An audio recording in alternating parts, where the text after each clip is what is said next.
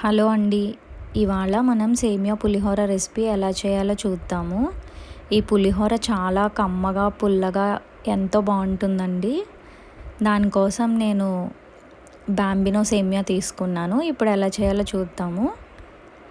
గిన్నె పెట్టుకుని అందులో నీళ్లు పోసుకోవాలి. 2 స్పూన్స్ పసుపు వేసుకొని కొంచెం ఆయిల్ కూడా వేసుకోవాలి. ఆయిల్ వేసుకుంటే సేమియా అంటుకోకుండా ఉంటాయి. నీళ్ళు ఇలా బాగా మరిగిన తర్వాత అందులో సేమియా యాడ్ చేసుకోవాలి. సిమ్లో పెట్టుకుని యాడ్ చేసుకోండి, లేకపోతే పైకి పొంగిపోతాయి సేమియా. బాంబినో సేమియా అయితే బాగా అంటుకోకుండా వస్తాయండి.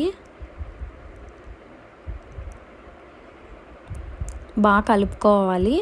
కలుపుకొని బాగా ఉడికించుకోవాలి మెత్తగా అయ్యే వరకు సేమియా. ఇలా చూపించిన విధంగా ఉడికించుకోవాలి. ఉడికిపోయిందండి సేమియా. ఇప్పుడు మనం దీన్ని స్ట్రైన్ చేసుకుందాము.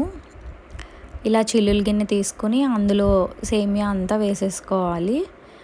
అంతా వేసుకున్న తర్వాత కొంచెం పైనుంచి చన్నీళ్ళు కూడా పోసుకోవాలి. సేమియా అనేది అంటుకోకుండా ఉంటుంది పైనుంచి చన్నీళ్ళు పోసుకుంటే. చూసారు కదండి, ఇలా విడివిళ్ళాడుతూ ఎంత బాగా వచ్చిందో. మనం ఇప్పుడు దీనికోసం పోపు రెడీ చేసుకుందాము. బాండి పెట్టుకుని అందులో ఆయిల్ వేసుకోవాలి.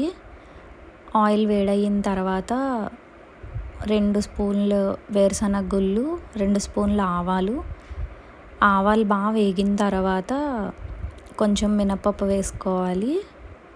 మినపప్పు కూడా వేగిన తర్వాత 2 స్పూన్లు శనగపప్పు వేసుకోవాలి. దీనికి ఆయిల్ ఏమి ఎక్కువ అవసరం లేదండి. అన్ని పోపు వేగిన తర్వాత అందులో ఎండుమిరపకాయలు వేసుకోవాలి. ఆయిల్ తక్కువ ఉంటేనే ఈ పులిహోరకి బాగుంటుంది. ఎక్కువ ఆయిల్ వేస్తే తినేటప్పుడు బాగోదు. పోపు వేగింది కదండి, అందులో ఇలా కట్ చేసి పెట్టుకున్న పచ్చిమిరపకాయలు వేసుకోవాలి.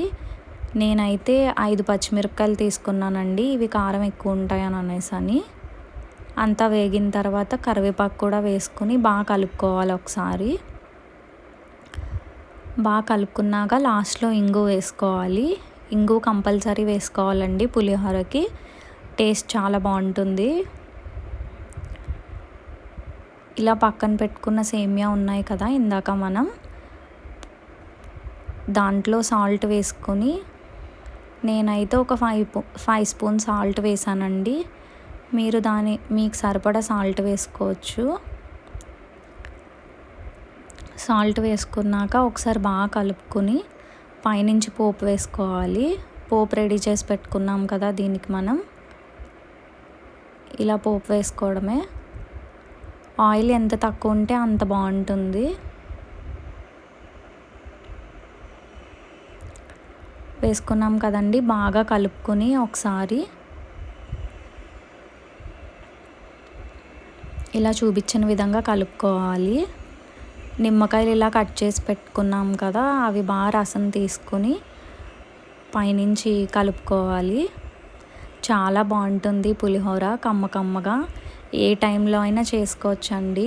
పొద్దున్న బ్రేక్ఫాస్ట్లా అయినా, డిన్నర్లా అయినా. నేనైతే దీన్ని డిన్నర్ లాగానే చేశాను. తర్వాత రోజుకి కూడా బాగానే ఉంటుందండి. పొద్దున్న కూడా తినచ్చు ఒకవేళ ఉండిపోతే. చాలా చాలా టేస్ట్గా, పుల్లగా, హాయిగా ఉంటుంది ఇది తిన్నప్పుడు. చూసారు కదా, మాకైతే రెడీ అయిపోయింది ఇది.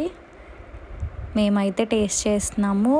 మీరు కూడా ట్రై చేసి ఎలా ఉందో చెప్పండి. నచ్చితే వీడియో లైక్ చేయండి, షేర్ చేయండి. Thank you for watching.